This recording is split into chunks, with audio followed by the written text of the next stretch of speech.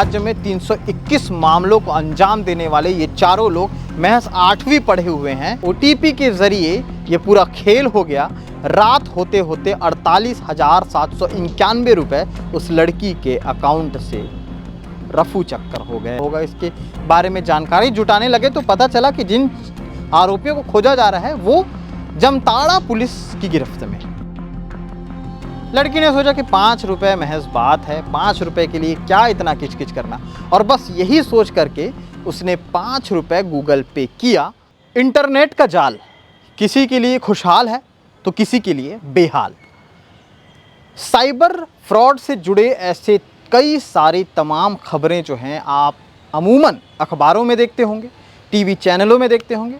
आसपास के लोगों से भी आपको पता चलता होगा कि आज मेरे पास फलाना ओटीपी आया था, उसमें से पैसे कट गए, किसी ने वीडियो कॉल किया, मैंने जैसे ही वीडियो ऑन किया उसके बाद मेरी फ़ोटो ले ली, पुलिस को ये करने लगे वो। इस तरह की तमाम खबरें जो हैं आप लोग के पास आती होंगी। साइबर एक्टिविटीज़ भी ज़्यादा हैं। साइबर के लिए अलग से पुलिस ने विभाग भी बना दिया है जहाँ पर मामले दर्ज होते हैं। साइबर के लिए अलग से अधिकारी भी हैं। साइबर के लिए तमाम सारी चीज़ें हैं, लेकिन साइबर अटैक, साइबर से जुड़े फ्रॉड कम नहीं हो रहे हैं। जाहिर सी बात है, जिस तरह से इंटरनेट का जाल जहाँ तक फैलेगा वहाँ तक ये सारी चीज़ें तो सामने आएंगी ही। ऐसी ही एक चीज़ सामने आई है और जिस खबर को सुनाने के लिए मैं सीमांत कश्यप आपके बीच हाजिर हूँ। कैमरे के पीछे सचिन भाऊ हैं और ये पूरा मामला कहाँ का है वो आपको तफ्तीश से बताता हूँ। इस मामले में एक राज्य है, 4 आरोपी हैं और 321 वारदात है। 4 आरोपी महज, बहुत नाइंसाफ़ी है। लेकिन नाइंसाफ़ी उन लोगों के लिए है जिनके नंबर पे ये कॉल करते थे और उसके बाद फ्रॉड करते थे। उसके बाद पुलिस इन्हें खोजती रहती थी लेकिन कुछ हाथ नहीं आता था। ये पूरा मामला छत्तीसगढ़ का है। छत्तीसगढ़ में कई जिलों में लगातार ऐसे साइबर फ्रॉड हुए जिसमें से 321 मामले जो हैं साइबर फ्रॉड से जुड़े हुए थे। जिसको अंजाम देने के लिए जिन 4 लोगों का नाम आया है वो तो मैं बताऊंगा ही। ये मामला पूरा सबसे पहले खुलता है छत्तीसगढ़ के जशपुर ज़िले से 70 किलोमीटर दूर एक गांव है कांसाबेल। कांसाबेल जो कि संसदीय क्षेत्र रायगढ़ का है और साथ ही साथ विधानसभा क्षेत्र जुड़ता है पत्थलगांव। कांसाबेल में 26 मई के आसपास एक रिपोर्ट दर्ज होती है। रिपोर्ट में ये बताया जाता है कि लक्ष्मण गर्ग जो कांसाबेल के रहने वाले हैं, उनकी बेटी के पास एक फ़ोन आता है।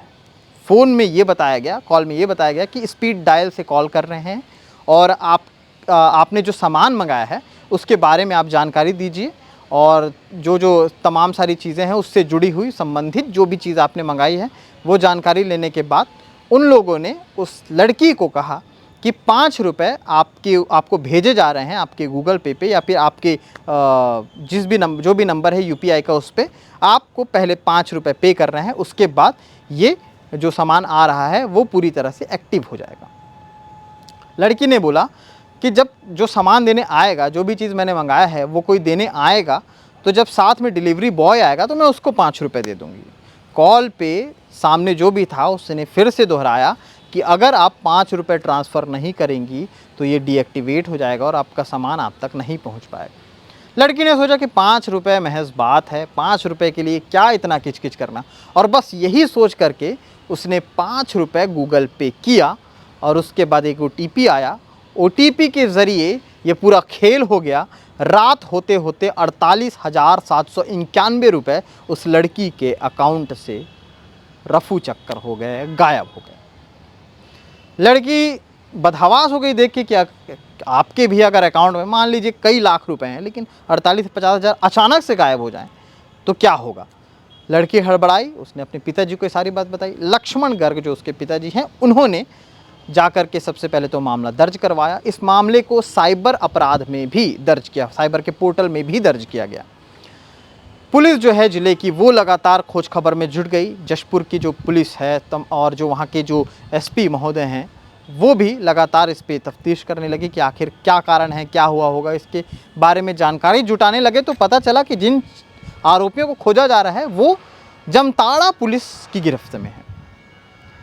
अब लोग यहाँ पर थोड़ा सा कंफ्यूज हो गए कि जमताड़ा में कैसे। बाद में जब जशपुर पुलिस पूरा ब्यौरा निकालती है उन लोगों का, उन चारों का, तब पता चलता है कि ये चारों जमताड़ा के रहने वाले हैं और ये पूरा खेल जमताड़ा से जुड़ा हुआ है। दुर्ग में 46 मामलों के साथ साथ राजनांदगांव में 10 मामले और रायपुर में 55 मामलों को अंजाम दिया था साइबर फ्रॉड के जरिए, एक कॉल के ज़रिए। और इसी तरह से 5 रुपये के ट्रांसफ़र, 2 रुपये के, 1 रुपये के भी ट्रांसफ़र से ये लोग जो हैं इस तरह के फ्रॉड को अंजाम देते थे। जमताड़ा जो है अपने आप में एक तरह का जो है एक ऐसा जगह बना हुआ है जिसको लेकर के मूवी भी बनी है, वेब सीरीज़ भी बनी है। जमताड़ा के बारे में ज़्यादा बताने की ज़रूरत नहीं है, लेकिन फिर भी बता दूं कि साइबर फ्रॉड का सबसे बड़ा अड्डा, या फिर यूँ कहूँ कि जो लोग वहाँ पर जो लोग निवास करते हैं, उनका मुख्य काम मेरे ख्याल से क्या, अखबारों के माध्यम से और पुलिस के धरपकड़ के माध्यम से तो यही पता चलता है कि ये पूरा खेल जो है वहीं से शुरू होता है साइबर फ्रॉड का। जमताड़ा में जितने भी लोग हैं उनमें से जो युवा ये सारे फ्रॉड करते हैं, उनकी पढ़ाई अगर आप देखेंगे तो उन्होंने ज़्यादा कुछ नहीं पढ़ा है, लेकिन टेक्निकली उनको इतना ज्ञान है साइबर फ्रॉड कैसे करना है, OTP के ज़रिए कैसे पैसा आदान प्रदान करना है, कैसे आपके अकाउंट से पैसा चुरा लेना है, इन्हें बहुत अच्छे से आता है। ये जो 4 आरोपी हैं, ये चारों आरोपी 8वीं से ज़्यादा कोई नहीं पढ़ पाया, ये सिर्फ 8वीं तक पढ़े हैं। और उसके बाद दिमाग देखिए, मतलब छत्तीसगढ़ एक राज्य में 321 मामलों को अंजाम देने वाले ये चारों लोग महज 8वीं पढ़े हुए हैं। और पढ़ाई मायने नहीं रखती जो कहते हैं, वो भी ये देखें कि किस तरह से ये लोग टेक्निकली ये सारी चीज़ों को करके 1 रुपये 2 रुपये ट्रांसफ़र करवा के और इतना बड़ा खेल रचते हैं और साइबर फ्रॉड करते हैं। पुलिस जब इनसे पूछताछ कर रही थी, इन्होंने सारे जानकारी दी। इन्होंने बताया कि कहाँ कहाँ पर इन लोगों ने चोरियां की हैं, कहाँ कहाँ पर इन लोगों ने डाके डाले हैं, डाके टेक्निकली माध्यम से, साइबर फ्रॉड के माध्यम से। अब इनके जो डिटेल हैं वो मैं आपको, अगर मैं चाहूँ मैं बताता हूँ। डिटेल की अगर मैं बात करूँ तो नाम जिस तरह से उन चारों के नाम सामने आए हैं, अनवर, जमशेद, अख्तर, तैयूब, ये 4 नाम हैं और ये चारों जमताड़ा के रहने वाले हैं।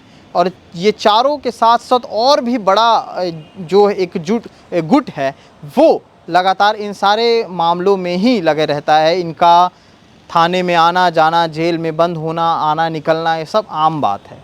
तो ऐसे लोगों के लिए क्या सख्त कार्रवाइयाँ होनी चाहिए, इस पर भी प्रशासन को थोड़ा ध्यान देना चाहिए, क्योंकि जमताड़ा जो है इस तरह से लगातार अब जो है अपनी पकड़ छत्तीसगढ़ के उन तमाम ज़िलों में जहां पर इस तरह के फ्रॉड नहीं होते थे, उन जगहों पर अब ये आम होते जा रहा है और इन जगहों पर ये अपनी पकड़ मजबूत बनाते जा रहा है। पिछले कई सालों से छत्तीसगढ़ में लगातार जो साइबर फ्रॉड हो रहे हैं उनमें से 70% मामले जो हैं जमताड़ा से जुड़े हुए हैं, जमताड़ा के उस जगह से जहाँ पर हर दूसरा शख्स सिर्फ यही काम करता है, जिसका काम है लोगों से फ्रॉड करना, साइबर फ्रॉड करना।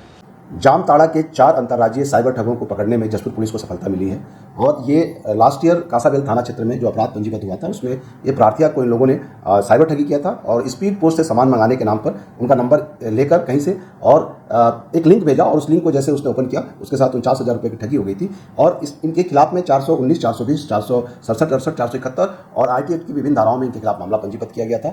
हम लोगों ने केस की समीक्षा के दौरान जब इस केस को देखा तो जामताड़ा में हमारी टीम गई, वहाँ से प्रोडक्शन वारंट में इन चारों आरोपियों को पकड़ के लाया गया। और जब हमने पुलिस हेडक्वार्टर के हमारे जो साइबर सेल है वहाँ से पता किया तो पूरे प्रदेश में इनके खिलाफ 321 शिकायतें हैं, जिसमें कई में FIR दर्ज है और इन्हें न्यायिक रिमांड पर भेजा गया है और सभी संबंधित पुलिस थानों को खबर किया गया है। तो साइबर फ्रॉड वाले मामले में लगातार जो कुछ भी अपडेट आते हैं, जो कुछ भी खबरें आती हैं, हम आपको दिखाते ज़रूर हैं ताकि आप जागरूक हो सकें, आप उन चीज़ों को समझ सकें कि आप भी अकाउंट चला रहे हैं, उसमें अगर कुछ ऐसी खामियां आती हैं तो क्या होगा। सेक्सटॉर्शन जैसे मामलों से लेकर के साइबर फ्रॉड की ये जो दुनिया है, इस दुनिया में आप चारों तरफ से घिरे हुए हैं, इसलिए खुद सतर्क रहेंगे तो सुरक्षित रहेंगे। शुक्रिया।